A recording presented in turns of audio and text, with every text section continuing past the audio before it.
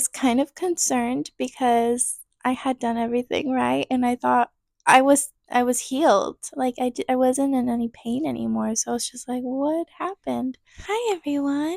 Welcome back to my channel. My name is Evelyn and today we're going to be talking about how I dealt with mastitis and how I overcame it without any antibiotics. I am not a doctor, so I'm just going to be sharing my experience because, well, this is what happened to me and this is what helped me. So if it helps you, then that's amazing. I'm not supposed to be talking too much. I'm supposed to be resting my voice right now, but I'm going to try to make this really. Yeah, I got mastitis when my daughter was 10 months, and usually it's not very common for moms to get mastitis that late. It usually happens in the first few weeks of postpartum. And during the first few weeks of postpartum, I did experience like milk ducts. They were very painful and annoying, but they easily came out on their own. If you know the Haka hack, you know what I'm talking about. But when I got mastitis, it was like there was no warning. Like I didn't feel any clogged ducts. There was like I didn't feel anything. But there must have been something there because I did end up getting mastitis. However, it wasn't noticeable. Like I didn't feel any sort of discomfort or anything in my breasts. I woke up and I immediately knew it was different. It wasn't a milk duct. It felt very hard like a milk duct, but the sensation and the pain was different. It was more like if you barely touch it, if I lean over, it hurts. It was very, very sore and painful, kind of pinkish in that area and hot. Knew immediately that it was mastitis. A few hours later, I got a fever, chills, and body aches, and that was not fun. So I went to the urgent care and prescribed me antibiotics. So I got on antibiotics for about 10 days, I think the dose was.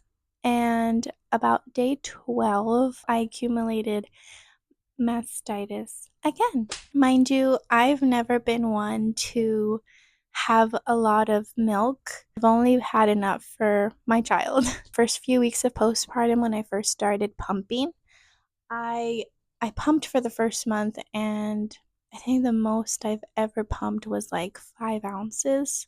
And that's like the first week of postpartum, which you should have a lot of milk.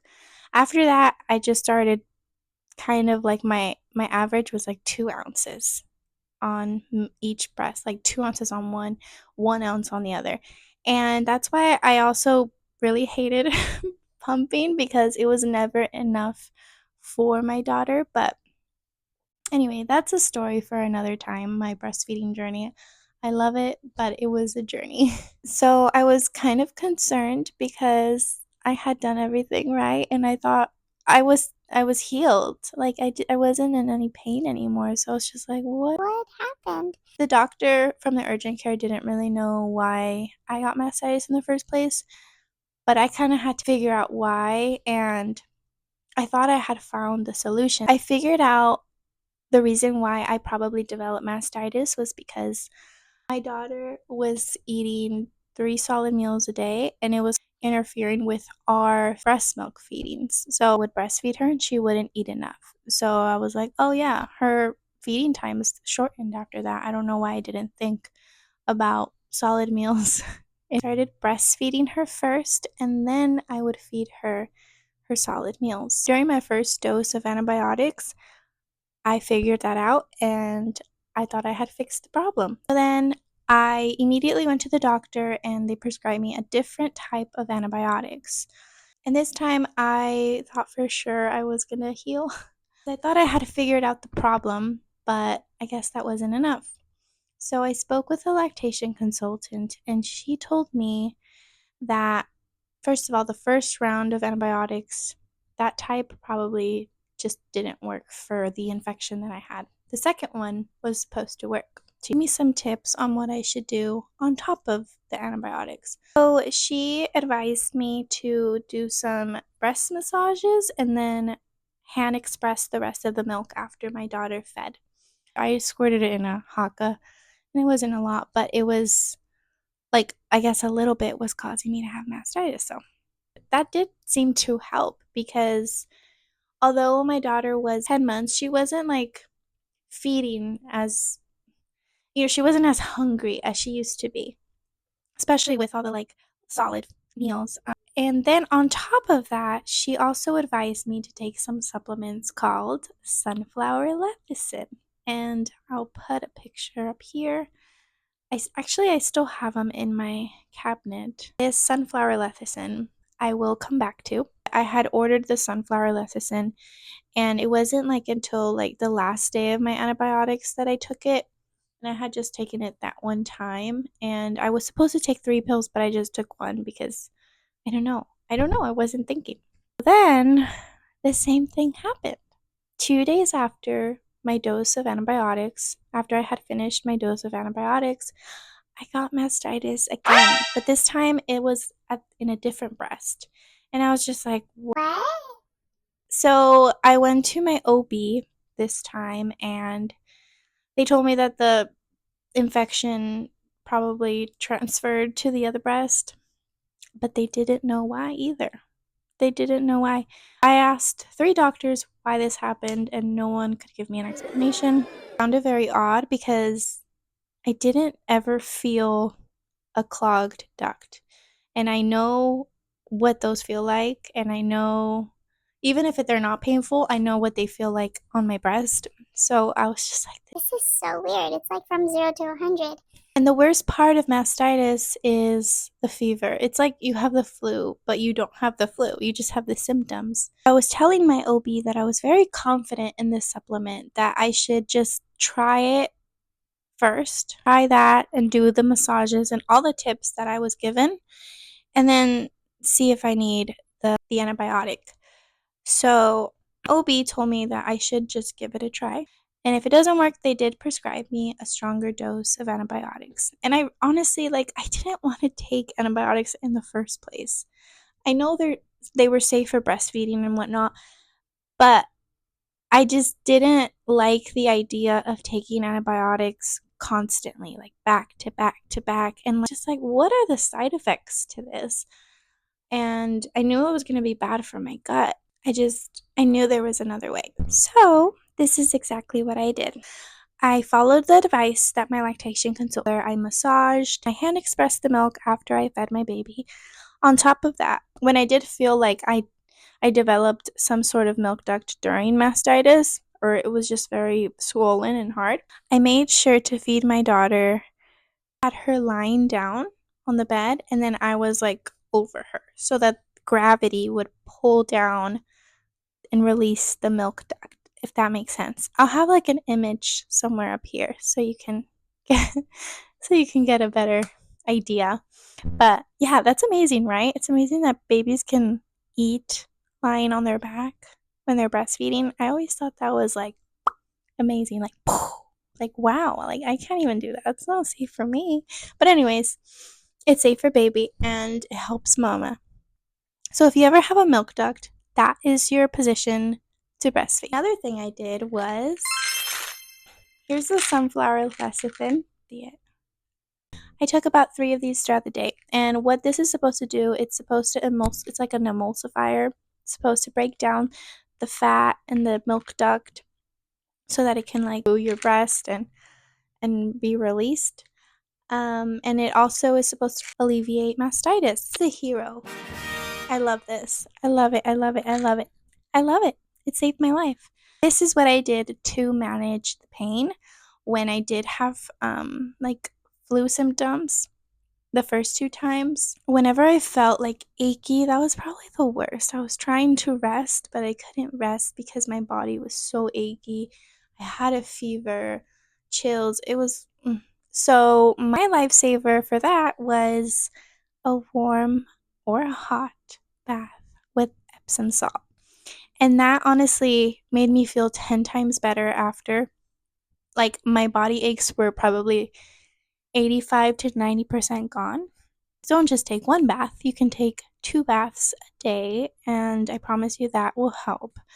I love baths for so many reasons. I also had these like breast gel pads, and you could freeze them, make them cold, or you can heat them up in the microwave and make them warm. I think I used them warm, but you could also use them cold for the inflammation.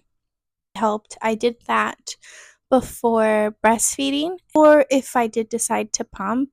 However, I don't really recommend pumping. I barely did it. I don't even think it helped.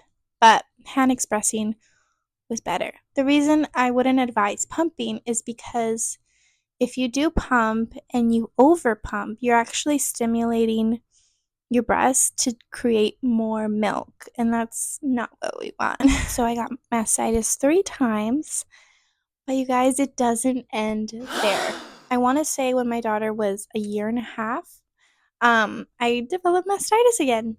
Same way, immediately, like 0 to 100. And this time it was because we were actually unconsciously reducing a feed, and I didn't really realize it. And I immediately turned to sunflower lesson. I nipped it in the bud. It never came back. I didn't develop flu symptoms. I just had like the red warmness to the breast. And then after I started taking this, it immediately went away like the next day. I was so grateful. And I didn't wean my daughter completely until she was almost 2. So she was about 22 months. We both felt ready. She was just like, I don't need any more. And I was like, you know what? It's okay. That is okay. And we weaned off. Started taking this 1 capsule a day for about, I want to say 3 weeks. And then after that, my milk slowly started drying out. And I didn't feel like I needed to keep taking the sunflower lecithin. And here we are today. She'll be 2.5 next week. I want to encourage you, if you are like me and you feel like antibiotics just aren't working for you, definitely recommend sunflower lecithin. I want to thank my lactation consultant, Betty. If you're watching, I love you. You saved my life. I feel so grateful that I found a natural remedy to something that I thought I was gonna keep dealing with until I weaned off. And so, to wrap things up, if you are currently experiencing mastitis, these are the things that you should do. Number 1, take sunflower lecithin 3 times a day, 3 to 4 times. Second thing is use a cold pack or a warm compress on your breast before breastfeeding. Third, make sure that you're feeding your baby before feeding them solids if you're like me and your baby's older. 4, make sure that you're hand expressing and massaging your breast. And 5, if you are experiencing flu symptoms like body aches, chills, fever, I highly recommend taking a bath about 2 times a day with Epsom salt. That made me feel so good. Like my body aches were 90% gone after I would take a bath. And I love taking baths. I think the older I get, the more I understand how helpful they are. One of the things that made me turn to a lactation consultant was because I saw them as a specialist. I realized that the other doctors are good doctors, but they don't know everything. Even like your OB isn't going to have a lot of knowledge about breastfeeding because that's not what they specialize in. And your primary general doctors aren't going to know why you got mastitis. So, thank you guys so much for watching. If you found this video helpful, please subscribe. And if you are experiencing mastitis, please try out any of these tips and let me know if they helped you in the comments below. Thank you guys. Bye. And joining in. Thank you guys. My daughter's awake. Okay, I have to go. My throat is so. Right now, I'm dealing with LPR reflux. If you don't know what that is, it's basically something called silent reflux where acid goes through your esophagus and up to your voice box. So last week I lost my voice for about 2 days temporarily, and my voice back a little, like 75-80% back. So it just came all of a sudden. So I am going to do my best to heal and see a specialist. So we'll see. Pray for me. Oh, my Jesus cup. My mom got me this. And then in the back, it has a morning offering prayer. It's so sweet.